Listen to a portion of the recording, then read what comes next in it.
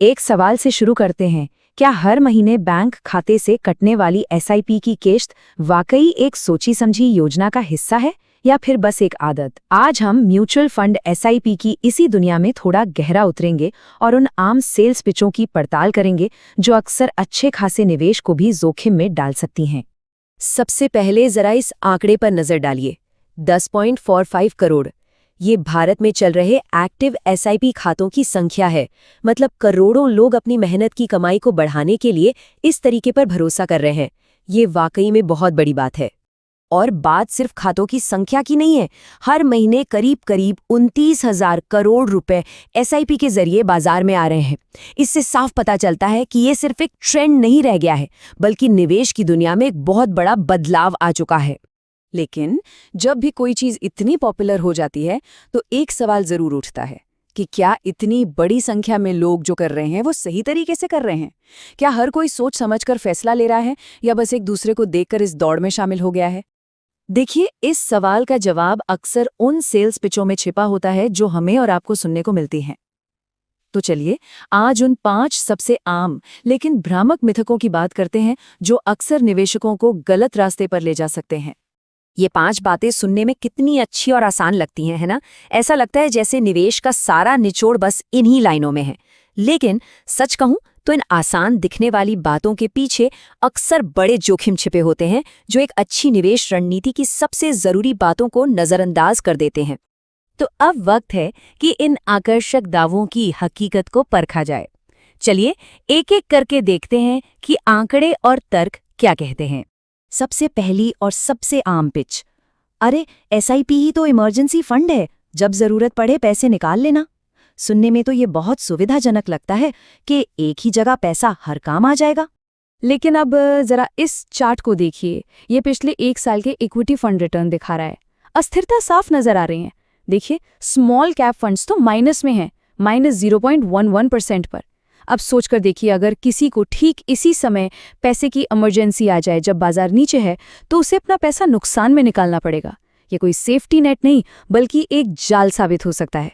तो यहाँ पर सीधी और साफ बात यह है कि इमरजेंसी के लिए पैसा ऐसी जगह होना चाहिए जो स्थिर हो और जहां से आसानी से निकाला जा सके, जैसे कि फिक्स्ड डिपॉजिट या सेविंग्स अकाउंट। बाजार के उतार चढ़ाव वाली जगह बिल्कुल नहीं। अच्छा, अब आते हैं दूसरे मिथक पर। ये आइडिया कि बस एक एसआईपी शुरू कर दी मतलब पूरी फाइनेंशियल प्लानिंग हो गई और कुछ करने की जरूरत ही नहीं है। लेकिन एसआईपी तो बस एक टूल है, एक जरिया है। इसे ऐसे समझिए कि एसआईपी आपकी गाड़ी का इंजन हो सकता है जो बहुत पावरफुल है, लेकिन सिर्फ इंजन से तो कहीं पहुंच नहीं सकते, है ना? एक पूरी फाइनेंशियल योजना वो नक्शा और स्टीयरिंग व्हील है जो बताती है कि जाना कहाँ है और कैसे जाना है। और यहीं से जन्म होता है तीसरे मिथक का, जिसे हम ऑटो पायलट मिथक भी कह सकते हैं, कि बस एक बार एसआईपी शुरू कर दो और फिर भूल जाओ, सब अपने आप होता रहेगा। हकीकत ये है कि हमारी जिंदगी भी बदलती है और बाजार भी। अपने निवेश को एक बगीचे की तरह समझना चाहिए। अगर उसे ऐसे ही छोड़ दिया तो उसमें जंगली घास उगाएगी। इसलिए समय समय पर उसकी देखभाल मतलब कि पोर्टफोलियो की समीक्षा बहुत जरूरी है। ये एक ऐसी पिच है जो बहुत तसल्ली देती है कि बाजार चाहे कितना भी गिरे, डरने की बात नहीं है, क्योंकि रुपी कॉस्ट एवरेजिंग आपको बचा लेगी।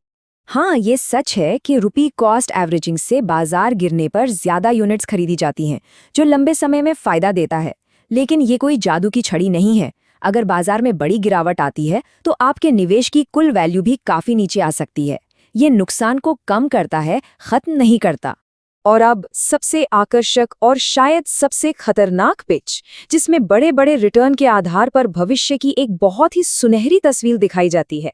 ये टेबल इस बात को बहुत अच्छे से समझाती है। देखिए, 15% के रिटर्न पर 20 साल में 7.5 लाख रुपए बनते हैं। लेकिन अगर असल रिटर्न सिर्फ 12% मिला तो ये रकम घटकर 50 लाख रह जाती है। और 10% पर तो ये सिर्फ 38 लाख है। रिटर्न में जरा सा फर्क और अंतिम रकम में जमीन आसमान का अंतर। इसलिए ये समझना जरूरी है कि ये सिर्फ अनुमान है, कोई गारंटी नहीं। तो सवाल ये है कि इन सब पिचों के जाल से बचकर एक स्मार्ट निवेशक कैसे बना जाए। चलिए अब इसका जवाब ढूंढते हैं। किसी भी सेल्स पिच पर ध्यान देने के बजाय एक स्मार्ट निवेश की नींव इन 4 मजबूत स्तंभों पर टिकी होती है। सबसे पहले अपना लक्ष्य तय करें। फिर उस लक्ष्य के लिए समय सीमा तय करें। तीसरा, सही एसेट एलोकेशन चुनें। और चौथा, समय समय पर इसकी समीक्षा करते रहें। बस कंट्रोल अपने हाथ में रखें। और ये सारी बातें हमें इस पूरी चर्चा के सबसे ज़रूरी सबक पर ले आती हैं। तो सबसे अहम बात यही है कि एसआईपी को उसकी सही जगह पर रखा जाए। ये निवेश करने का एक बहुत ही अनुशासित और बेहतरीन जरिया है, एक टूल है, लेकिन ये अपने आप में एक पूरी फाइनेंशियल योजना नहीं है। ये सिर्फ तभी सबसे अच्छा काम करता है जब ये एक बड़ी और सोची समझी योजना का हिस्सा हो। और आखिर में ये सवाल अपने आप से पूछना बहुत ज़रूरी है, जो एसआईपी हर महीने चल रही है, क्या वो सिर्फ बैंक से कटने वाली एक किश्त है, या फिर वो वाकई में भविष्य को बनाने की किसी योजना का हिस्सा है? इसका जवाब ही सही निवेश की दिशा तय करेगा।